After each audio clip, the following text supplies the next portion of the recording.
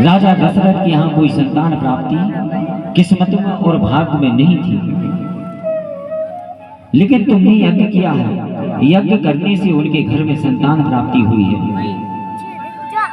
इसलिए जो मेरा राजा है, जो मेरा राजा रावण है, उसने आपके इस गर्दन का रक्त मंगाया है, खून मंगाया है। सनक सनंदन सनत कुमार 4 ऋषि मुनियों को गर्दन को काट दिया। गर्दन को काटने के बाद उसका रक्त पूरे घड़े में भर लिया। घड़े में भरने के बाद आज जैसी ही उस सैनिक उस रावण के पास में पहुंचा, कहने लगा, राजन, आपने कहा था सनक सनंदन सनत कुमार 4 ऋषि मुनियों का यज्ञ जिसने किया है उसका रक्त भर कर ले आना है। राजन, उनकी गर्दन का रक्त मैं भरकर इस घड़े में ले आया हूं। इसको राजन कहां रखना हूं? जैसे आज रावण कहने लगा, जाओ, जिसमें मंदोदरी सोती है, जिसमें मंदोदरी लेटती है, उसमें जाकर रख लो। जैसे आज उस सैनिक ने जिसमें मंदोदरी सोती थी, लेटती थी, उसमें रख दिया। जब मंदोदरी की रात्रि में नींद लगी, नींद लगने के बाद प्यास लगने लगी,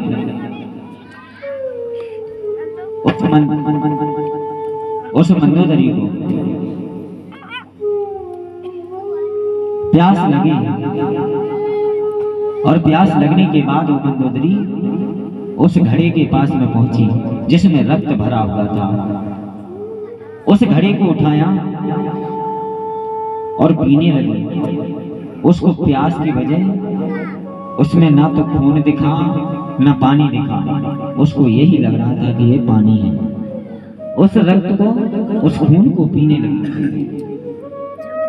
उस मंदोदरी ने खून को पी लिया और खून को पीने के बाद आज जैसी ही गर्भ बनने लगा। जब मंदोदरी के गर्भ बनने लगा तब अपने स्वामी के पास में पहुंची, कहने लगी, स्वामी, मैंने सुना है कि जब जब आप गरजते हो, जब जब गर्भवती महिला का गर्भ गिर जाता है। रावण कहने लगा, हाँ मंदोदरी, ऐसा कौन सी बात हो गई, किसका गर्भ गिराना है? मंदोदरी कहने लगी, स्वामी, पता नहीं चला। जिस घड़े में रक्त भरा हुआ था, खून भरा हुआ था, उस घड़े को उठाकर मैंने पी लिया है और मेरे को ये पता नहीं चला कि आज उसमें रक्त भरा हुआ है या कि पानी भरा हुआ है, ये पता नहीं चला पाया।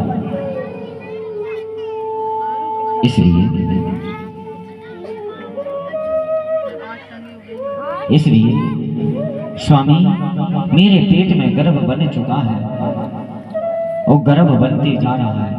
इसलिए स्वामी, आप गरजिए जिसमें मेरा गर्भ गिर जाए। जैसे आज रावण गरजने लगा,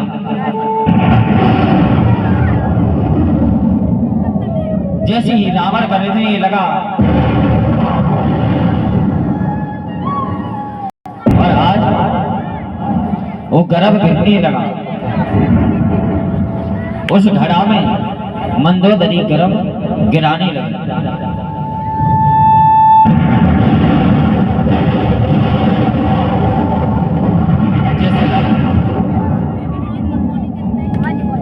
आज जाकर मंदोदरी का उस पेट में से गर्भ उस घड़े में गिर गया।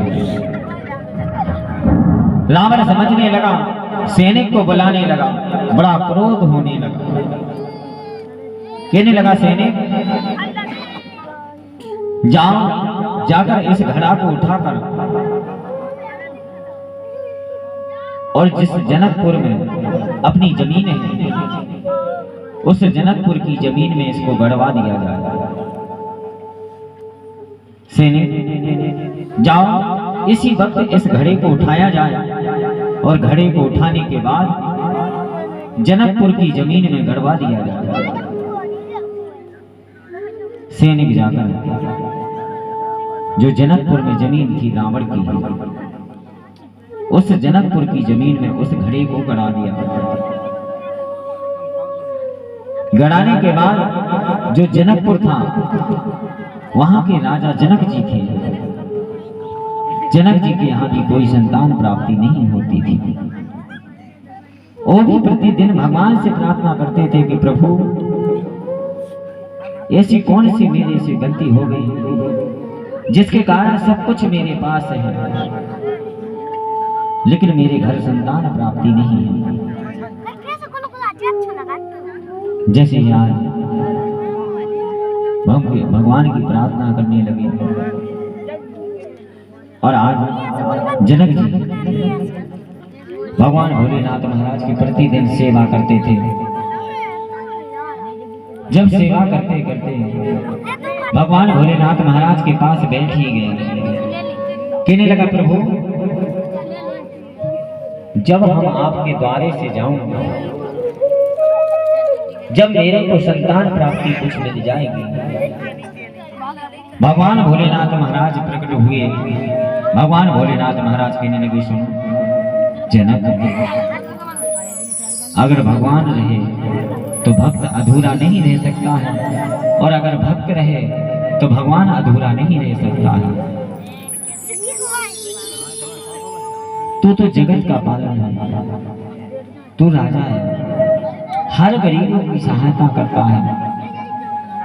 जनक मैं तेरी पूजा पाठ से, तेरी भक्ति से बड़ा प्रसन्न हूं। इसलिए जनक जी जाओ, जाकर मैं सोने का हर तुमको दिया जाता है। ये सोने का हर लेकर जाओ, जो जनकपुर में जमीन है उस जमीन को जुतवाना इसी सोने के हर से। वहां पर एक घड़ा निकलेगा, मटका निकलेगा। वो मटका का मुख लाल कपड़े से बंधा होगा।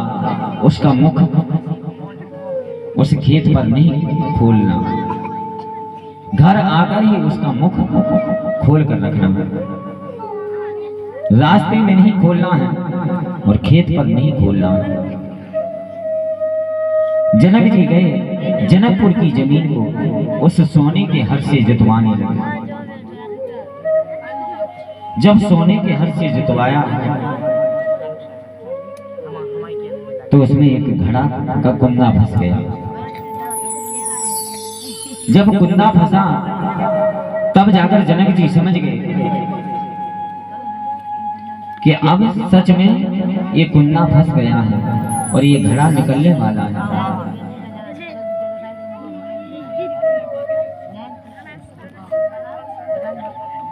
जैसे आज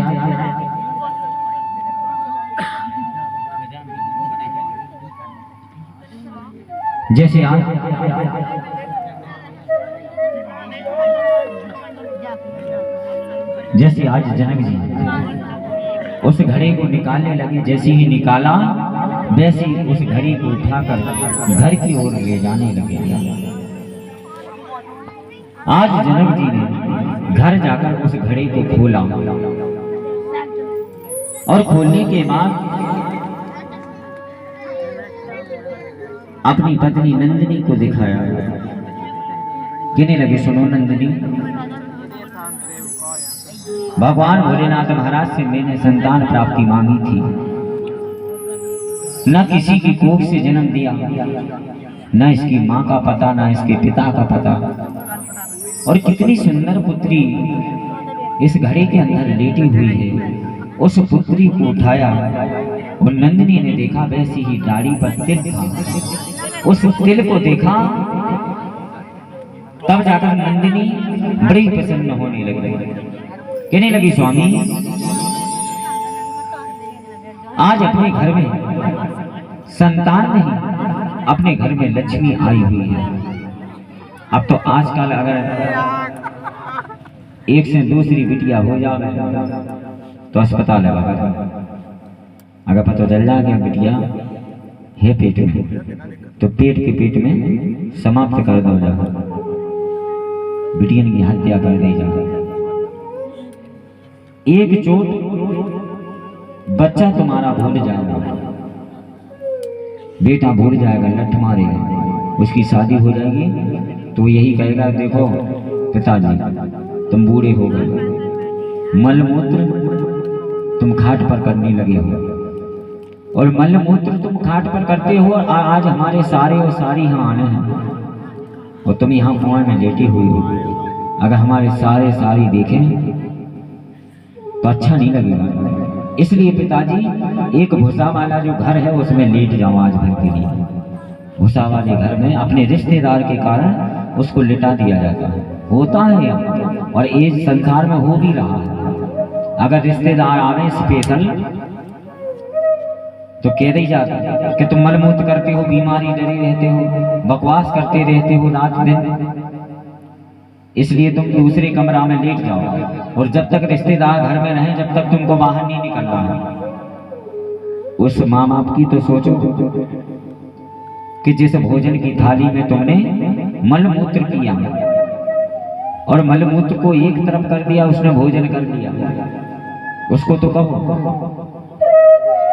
उसकी इज्जत कहीं जाती नहीं होगी क्या? उसकी इज्जत नहीं होगी?